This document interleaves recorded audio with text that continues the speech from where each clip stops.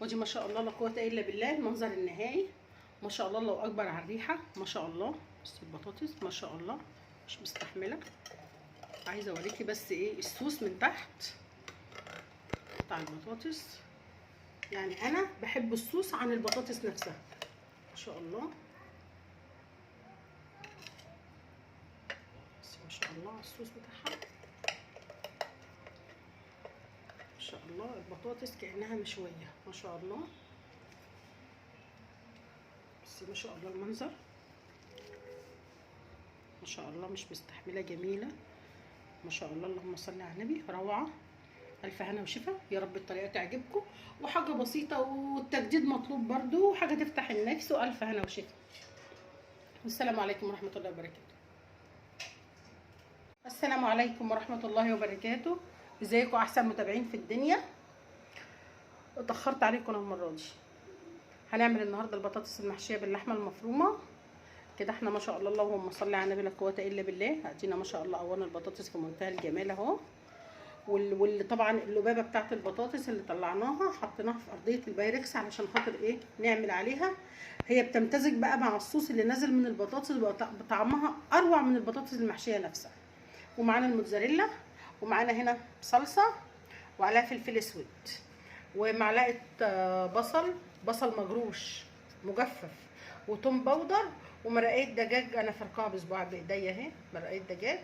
طبعا كل ده هنربهم على بعض بس بعد ما نقلي البطاطس ونحشيها ونحطها على وش البطاطس. وما شاء الله اللحمه المفرومه احنا معصرينها مع بعض قبل كده وكل حاجه. يعني لو انت محتاجاها بترجعي لها في القناه. وثواني وارجع لكم.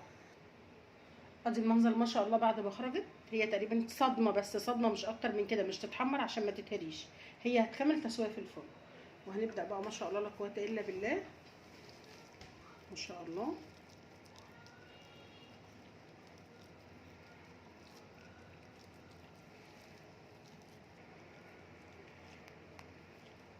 طبعا انا فصلت التصوير سنه على اساس ايه ما اطولش عليكم الفيديو. ودي المنظر. هخلص بقى ما شاء الله لا قوه الا بالله الحشو كله. هو انا ما شاء الله لا قوه الا بالله انا مقورها قوي. يعني هي ما شاء الله هتاخد كميه كتيره فعشان كده انا واقفه التصوير كده. هنقعد ما شاء الله اللهم صل على النبي كتير.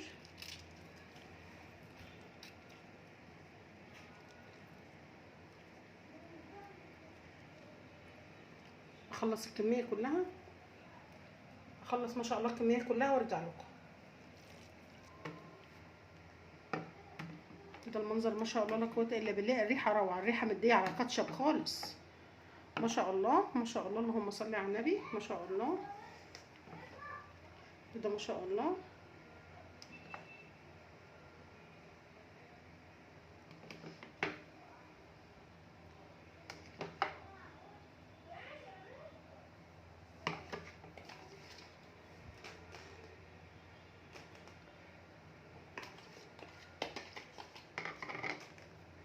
ما شاء الله هندخلها الفرن. وقبل ما تخش على سوا هنرش عليها الموتزاريلا. وكده ما شاء الله لا قوه الا بالله. هي خلاص داخله على سوا اهي. انا خرجتها من الفرن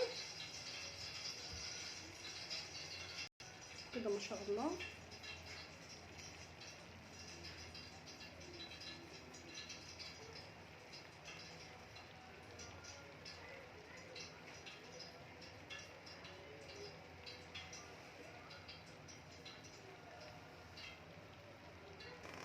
وكده ما شاء الله المنظر الجمالي ما شاء الله اللهم صل على النبي. قطره بابريكا.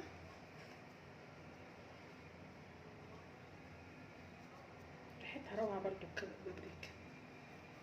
هنرجعها الفرن تاني ونرجع لكم. ودي ما شاء الله لا قوه الا بالله المنظر النهائي. ما شاء الله الله اكبر على الريحه. ما شاء الله بصي البطاطس ما شاء الله مش مستحمله. عايزه اوريكي بس ايه الصوص من تحت بتاع البطاطس. يعني انا بحب الصوص عن البطاطس نفسها. ما شاء الله بس ما شاء الله على الصوص بتاعها. ما شاء الله البطاطس كأنها مشوية. ما شاء الله بس ما شاء الله المنظر ما شاء الله مش مستحملة جميلة. ما شاء الله اللهم صل على النبي. روعة. الف هنا وشفا، يا رب الطريقه تعجبكم، وحاجه بسيطه والتجديد مطلوب برضو، وحاجه تفتح النفس، والف هنا وشفا. والسلام عليكم ورحمه الله وبركاته.